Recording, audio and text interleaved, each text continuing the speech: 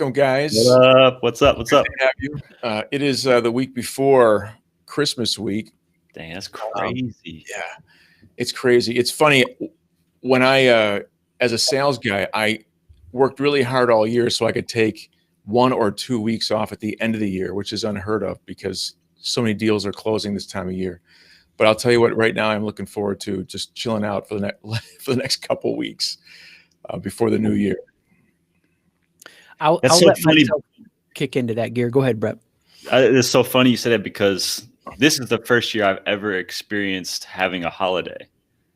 Like for us, for basketball season, like there's no such.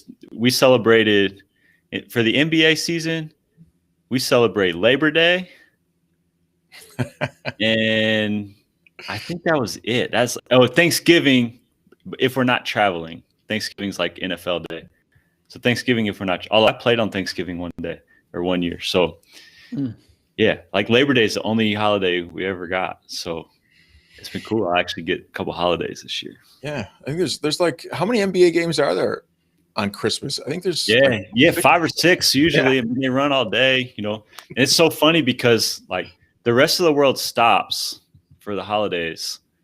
And I remember in college, when I was an assistant at college, before we had the technology to really, do video electronically, we would exchange like DVDs and tapes and stuff and to do scouting. And the school's post office closed for the holiday break. And the DVD of our next opponent was sitting in the post office. And I'm like, I'm doing everything I can to get inside that post office. And it's like federal crime if you break into the post office. I can't do that. But I'm like calling everyone I know to I couldn't get in. And so I had to drive 3 hours to the school to pick up a DVD, drive 3 hours back just so we had tape to scout our next opponent. And it's like the whole world shuts down at Christmas and we just keep plugging along. So It's like more of the holidays were more of an inconvenience than anything. But this year I get to celebrate the holidays. So it's cool. That's awesome. I'm sorry, I interrupted you, Chris. Oh no, dude. Anything you would talk about is way more interesting than me. It's like NBA, people are like, what? Yeah, when you took my mind on a different path too, because for years, Christmas was like the Super Bowl when I was in the faith-based world. That's like the big times, right? Mm-hmm. And so the last few years to not have that, whatever time frame, 6 years, you do get into that rhythm. What I love about, so many of the entrepreneurs and startups, we work with these bigger companies, they for sure get holiday brain and shut down. But the entrepreneur startups are just like, I've set up so many meetings today because and a ton of them are like the day before Christmas Eve. Because I had that day set aside for a writing day. And I was like, I just had that, oh man, I can't say this online. I just had that big courage energy this morning. I'll say that. Sometimes you have that energy where you're like, I'm not going to text them. I don't want to bother, And then this morning it was just that energy of like, no, they would be like so glad to be helped. I better text them. And the funny part here is though, I was texting so many people this morning. And then I had a number of texts happening with my parents with COVID, which you guys know about. That I responded wrong to a message. And so somebody was like, did you mean that for me? And thankfully it wasn't anything bad, but it did take me back to about a month ago. I was in a similar spot and I was texting my wife, Brandy. So my routine now, not having the sauna, is to take like the hottest bath I can take. And it just gets that sweat response so intense, do this breathing exercise. And so I had texted Brandy, taking a hot bath. I'll be down by 5:15 or sooner. We'll fix steaks or whatever. All these details. And I sent it to thankfully, it was like a couple friends, but still. And then, one of them responded back with just like all of this off-air humor. Somebody said, I was just taking this as marching orders and was going to wait for the next directions. So yeah, it is funny how everybody is so different in the Christmas holidays, but it does tend to be, once the 24th and 25th hits, shuts down for a few days. So Jimmy, you're going to do that. Will you turn like everything off? What will your engagement be like? That was, I actually, it's funny. You just reminded me of a story. Last week, a very good client of ours blew off a meeting, right? There were 3 of us on the phone waiting for her to show up. And at 15 minutes, we just bailed. But it totally unlike her to not show up. And we checked in to see if she was okay.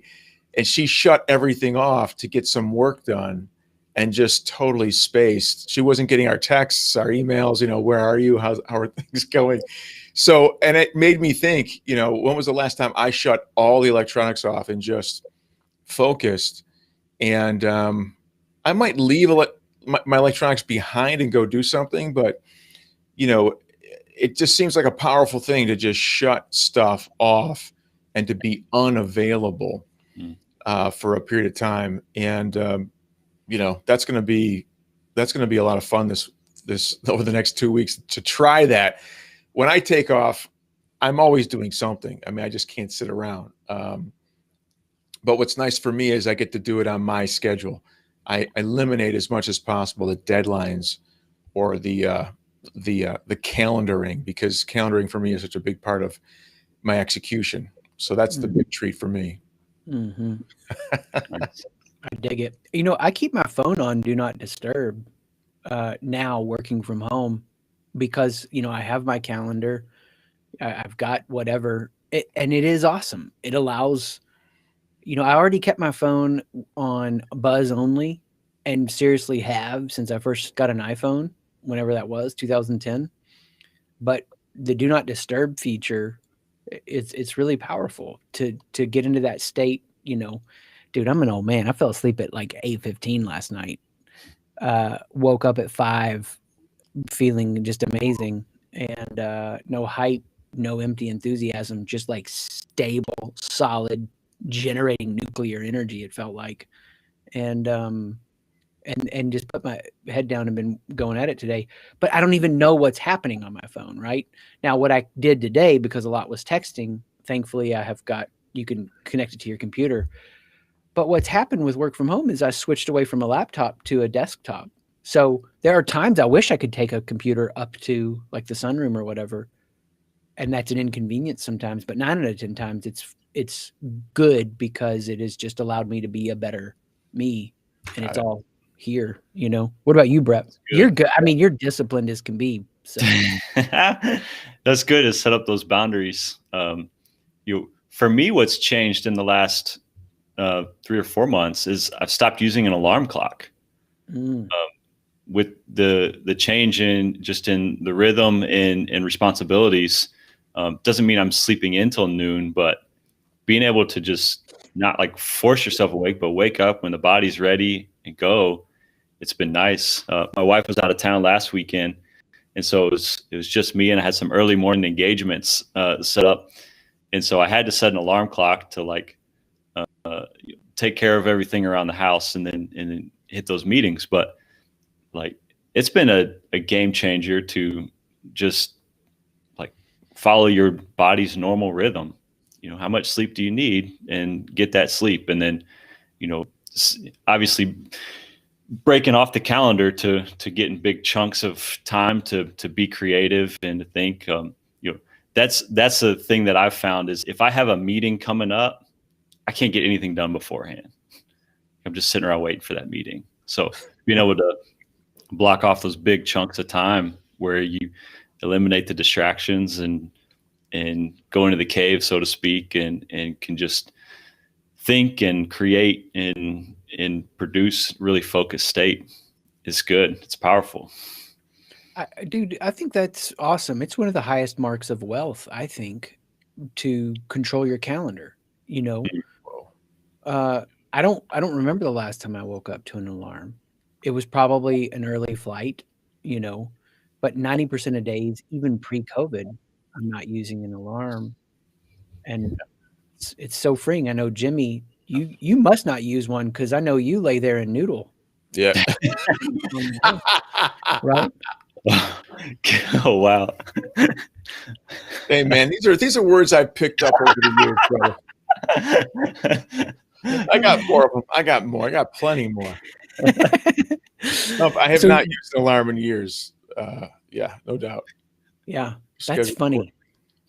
Well, because that's like, having to be somewhere at a certain time, jolted into that, and some people do it and it's the trade-off they make, and there's no shame in that. It's where they are. I know for myself, that would not be what I would enjoy. And haven't had that. I only had a few years where I had a boss, and even then it's kind of different. So Yeah. Well, I'll tell you. I have to tell you guys this because this noodling thing. You might be surprised, Brett. I use my alarm because I want to. It helps me stay or get into flow. Mm. And it's interesting because the thing that made me start doing that was when I started thinking about goal setting and how goal setting can actually be limiting. And how do you, as a salesperson or a business owner, not set goals? Well, you got to find a balance between intention and goals. Intention are those things that allow you to break through goals and not limit your ability to achieve.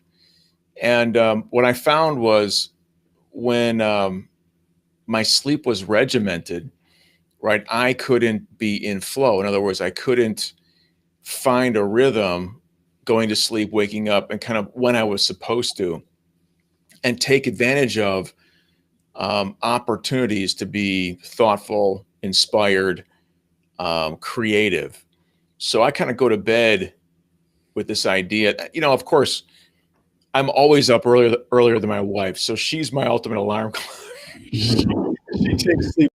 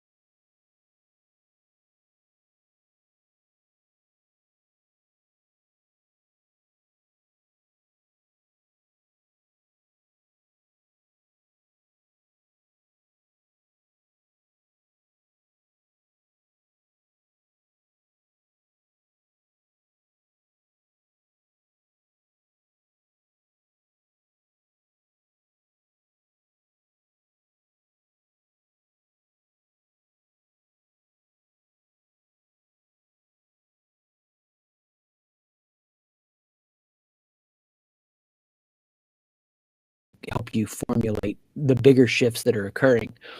And for them, one of the things they're arguing right now is we're about to move into a world where it's a sensocracy. Peter Diamandis, I'm saying that wrong, of the X Prize, Real Futures Thinking, he's articulating the same thing, that top to bottom, everything is going to be so measured that we're going to have so much feedback, from what they're doing with cannabis and mapping all the cannabinoid receptors to athletes, to all the external stimuli triggering certain states. We are at the last edge of accidental happenstance human sentience. Going forward, it's going to be so aided by technology, it's going to be unrecognizable, as it was from a Neanderthal in the cave, first Homo sapiens to now. So that scares people, but it's also exciting. Yeah. So what you're saying is we're going to have lots of alternative facts, a lot more alternative facts for us to consider when making our decisions. Dude, that's why if you have any ideology in 2021, it's going to be stress tested. Yeah. Because there's too much. It's also why people are going to gravitate more and more towards cultish style leadership, because it provides a simple box for people to live in to reduce all that complexity down and give them some kind of, false peace. Right. But allow them to make those emotional decisions instead of everything being so buttoned up. Yeah, well, and we think a decision is between an emotional decision or a rational one, when we know with the Enlightenment we're not rational. We can't reason our way into wholeness. We are emotional, but if we can't step back and notice it, right, without being triggered, so to speak, then we become the victim of whatever ideological narrative holds the most sway over us, which is, right, everything we're seeing happen now. And so I think what's exciting is dialing in the blood sugar, dialing in the awareness of sleep, dialing in all of these things. You could look at your measurements a month, a year from now, depending on how connected you are to these different places, and go, hey, you know what? Now is a bad time for me to have a conversation about this. I'm not at my best. I don't like to make big decisions after 9 p.m. And if Brandy wants to bring something up that's more emotionally volatile, I'll just, hey, it's after 9. Can we wait? Because I know, without even reading, what's happening, my cognitive capacity is diminished in some way because of I ate the day, whatever, a million things. That's just fascinating to me. I can't imagine what that would be like to get into sales performance, Jimmy, because it's one thing for the random person who's paying attention to this a little bit, but eventually you're going to see companies introduce measurement tools, and you're going to get a cheaper health insurance if you don't always eat a cinnamon roll for breakfast. Right. Right. Right. I think the thing for me, there's all these debates, right? So we know that this term competency, great, interesting term, right? We talk about, are we competent at doing something? And in a lot of professions, sales included, competency is oftentimes determined by whether or not you've completed a training program. So you're certified, and I say big fucking deal. You're certified. Who gives a shit? Can you apply it? So Chris, and I'm still skeptical, just because I have more data doesn't mean I'm going to make better decisions. Right. So, so the thing for me is, in the sales profession, my best clients, the clients I get along with the most, who come back to me over and over, who come to my free sessions every other Wednesday, they are the highest performers.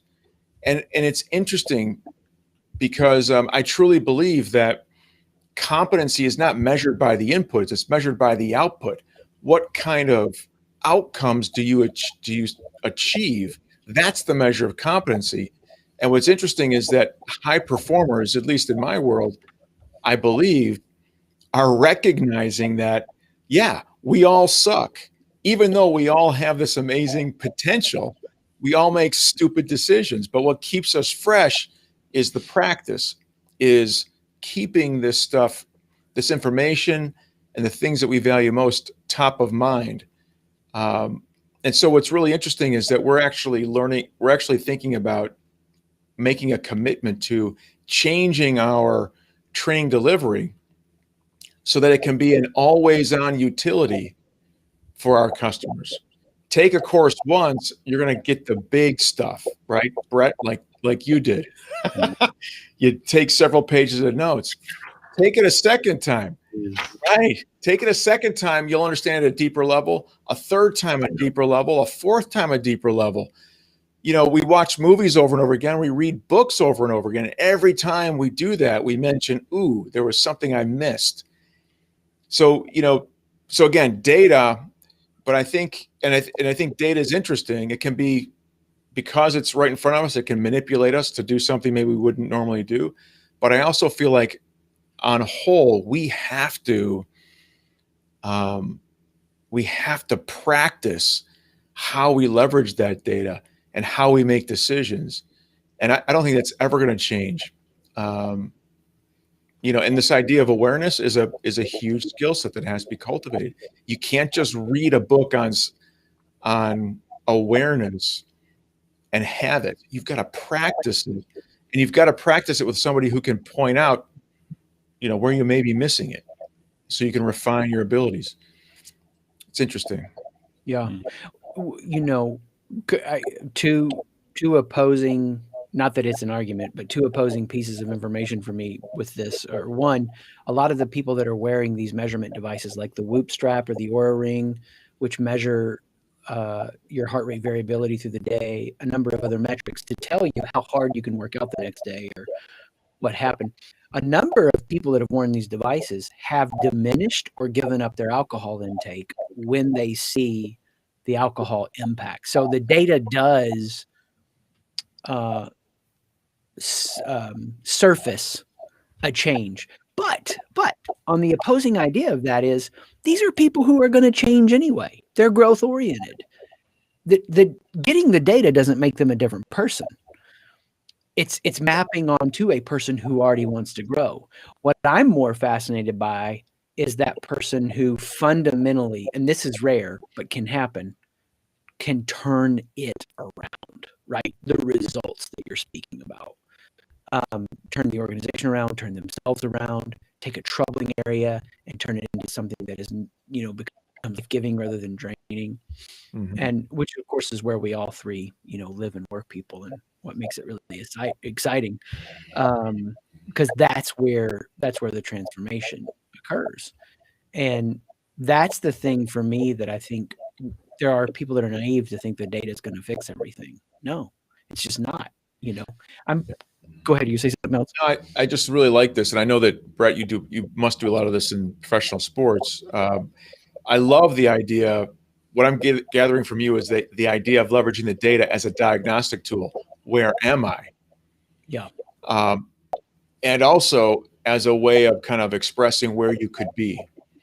So, and why do I like that? Because the only way that, in my experience, the only way human beings actually go through the hard work of making a change that could change their lives is when they are attached to a goal or an intention or a vision worth that level of effort. And if this diagnostic data can provide somebody with a vision of where they are and where they could be, and that's enough to kind of shift their thinking about what's possible for them, man, I love that. That would be huge.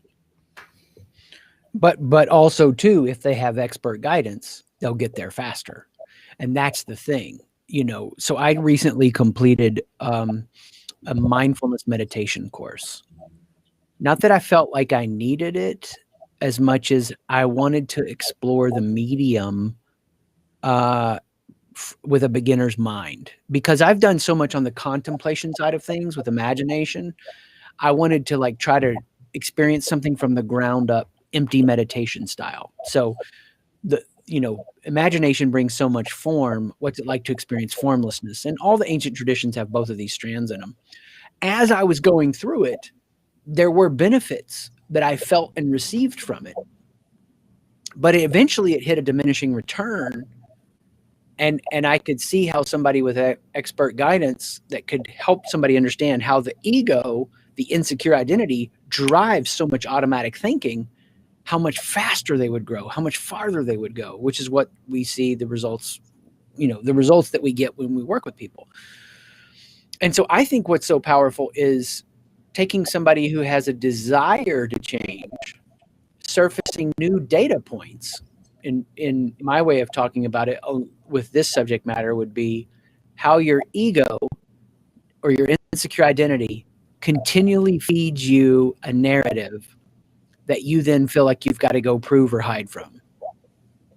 If you can get them recognizing the data points throughout their day when that proving or hiding is occurring, with training that helps accelerate it at whatever their current level of insight or growth is, that's where the fast change happens. So is change possible? Yes. Does it happen for most people? No.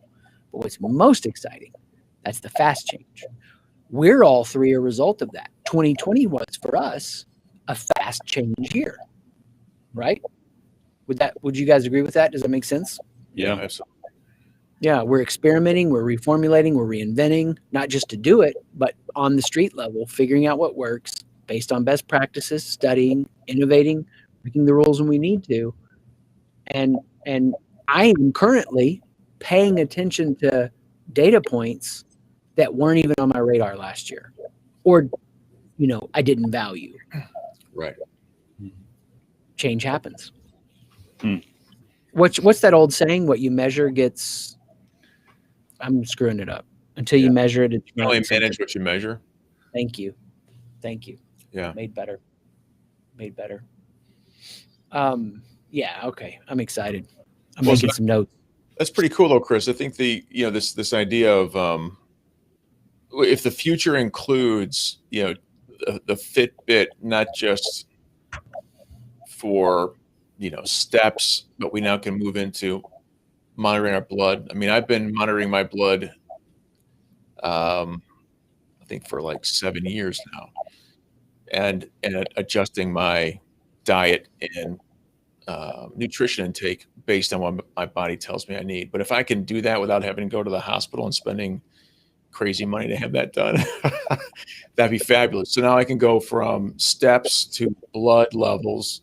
And then if I can leverage technology to help me influence the decisions I make, and how I feel about myself, and to advance, to really help elevate my potential as an individual and as a member of my team or community, man, that sounds tremendous.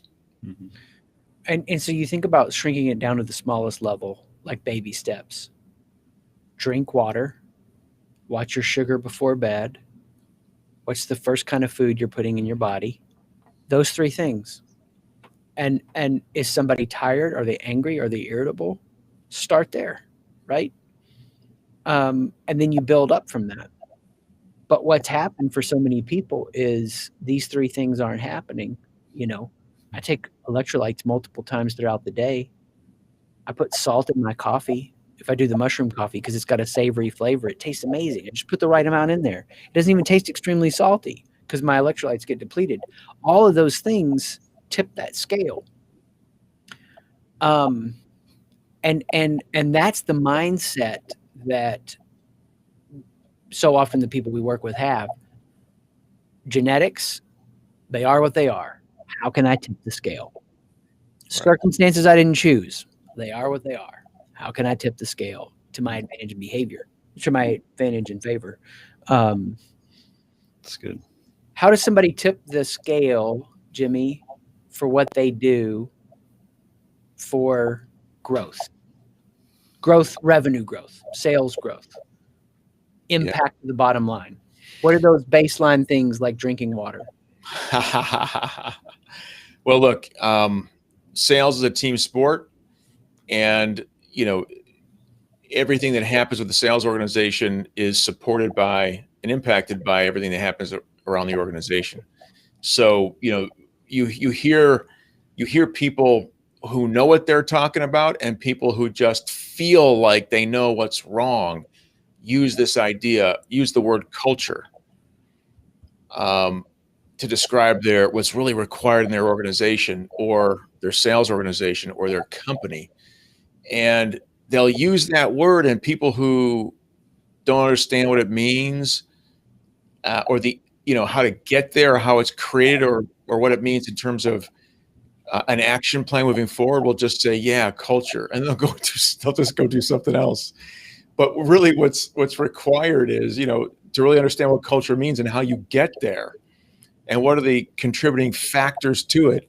And if you can understand that, and I'm talking corporate wide, if you can understand that, those contributors to the culture that you want, or that you will require to get you where you want to go, then you'll start paying attention to, just like you'd pay attention to your body and the makeup of your blood chemistry.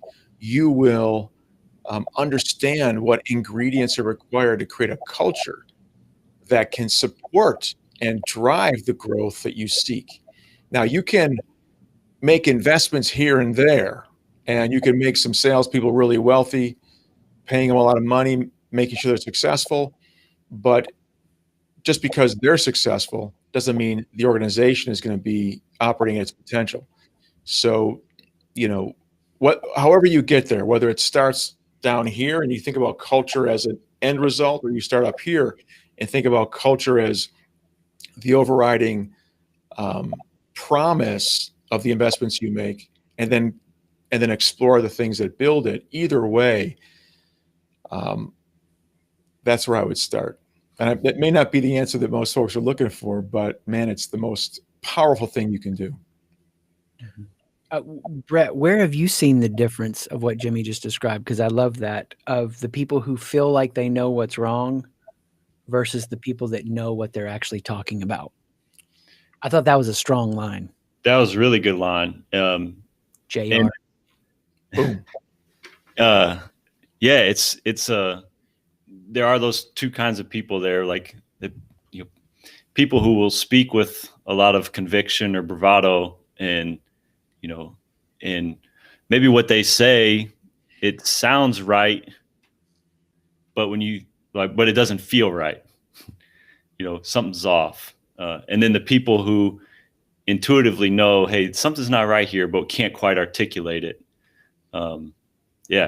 Two people within your organization or team that are trying to make change. Unfortunately, the people who can put words to it and tell stories around it and speak with a lot of conviction have the most sway. Those people that intuitively understand, like, something's not right here, something needs to change, can't quite put my finger on it. They're working against each other there. That makes me think of an SNL clip from this last week's episode. That's kind of become like our Sunday morning thing. Me and the kids, we watched the last night's SNL episode, and it had Fauci on there, just obviously an impersonation, but hey, I'm going to be the next president's advisor and blah blah blah, and it's going to be great to work blah. And then the doctor whatever, that would sit on the side sometimes when Trump said some of the craziest things about like bleach and light, and she was trying to like argue for her ability to stay in her job, and she's like, hey, I gave him the stank eye when he said something about bleach. But it is those two people, those that feel like they know what's wrong versus that know what they're talking about. And I've seen people that know what they're talking about, and they're not persuasive and they're not heard. And when I was like 26 or 7, I had a guy come in to lead in a role. So he reported to me, but he was an independent, self-made multimillionaire. He knew what he was talking about, and he could deliver the goods. I mean, he put the cookies on the lowest shelf. and it was never combative and just amazing. And I remember just being inspired by that so much and seeing him do that, that I think it put into my mind the seed of a lot of the ideas that is, as I started to compare leaders, oftentimes the ones that don't know what they're talking about, like we say, they just increase the intensity. The Yeah. quickest way to recognize the one that knows what they are talking about is it's an increase in clarity. There's a precision and an accuracy to it that that for me is probably one of the greatest signals that I want to listen to this person. They know what they're talking about. And they're going to be able to help me. Do you guys have a signal you use to kind of separate the wheat from the chaff there? I don't know about the specific signal, but like what you're saying really resonates, because I've been that person where you know what you're talking about, but other people are getting the influence and persuasion and attention. And you're like, that dude is giving you crap. Why are you listening to him and believing him? But yeah, having both tools there of like noticing what's substance, and then knowing what you're talking about, and then having the persuasive power to help people in a healthy way. Not you think persuasive power is unhealthy, but also in a really positive way of taking people where they need to go, they want to go. Yeah, I think the signal is judging the person. What's their motive behind it? Like, what's the character of them? Is it there to help people, to invest in other people, or does it feel like they're using people for some other kind of purpose? But that to me is a signal a lot. Is just the character of the person delivering the message. Yeah, I think clarity is a wild term. In and of itself, it's a term that isn't clear, especially in communication. There's an old story. When I started selling, I had just left grad school, left with a business plan, didn't get funded. And I went and started a consulting practice. Why not? And I partnered with this guy who he was a 20, 30 year veteran of consulting. And he was the first guy that taught me how to sell formally. And he told this story, and I have no idea if it's true or not, but this is going to date me. This is 30 years ago. And the timely story at the time was when the way it goes is the person who invented the floppy disk. All right. So this is before DVD, the floppy disk, right? And so went to 3M to pitch it and kept holding it up like this big square, and wasn't getting through to people until he turned it like this, holding it like a flat piece of paper, right? Mm-hmm. So like this, so it was coming, and then they're like, we get it. So it was an interesting story back at the time, more relevant back then, but I've never forgotten that. And it's really all about clarity, is about communicating in a way somebody can understand.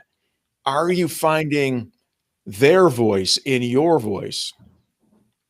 And yesterday this happened to me. I was negotiating a deal with a partner, pricing, right? And I had to totally shift his focus away from the old paradigm that he was on into my new paradigm.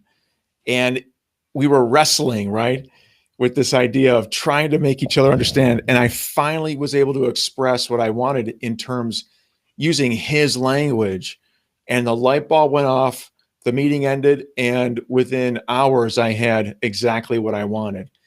He was motivated to actually give it to me.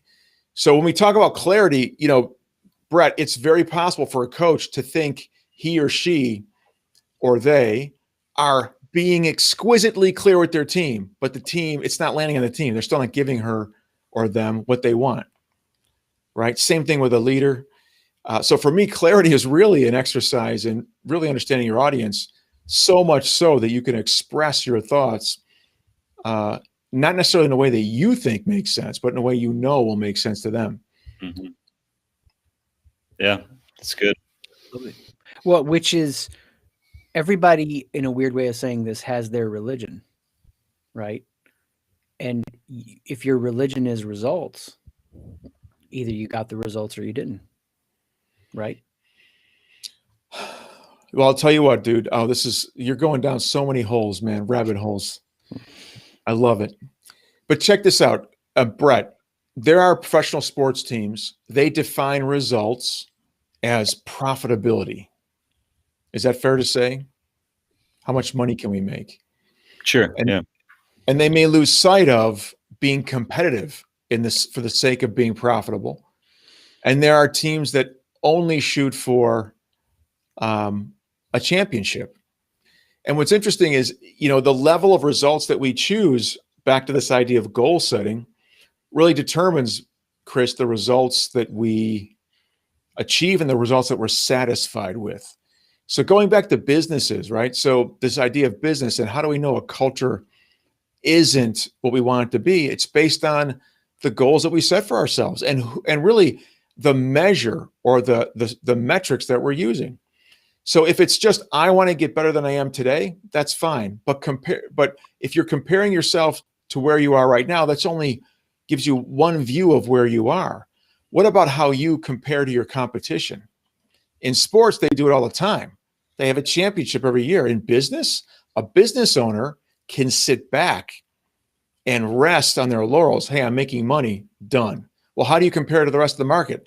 The market is so far beyond where we are, it intimidates me to even compare myself, so I don't want to because I can't compete. So I'm going to create my own little world here, right? And so we think we're getting results. We think we're achieving things, but it's really only because we're afraid or we're complacent or some other thing is preventing us from really, to use your word, Chris, being aware of where we are and how we actually do stack up and what more is out there for us. And it's just us holding ourselves back, even though we can point to some results that we're able to achieve.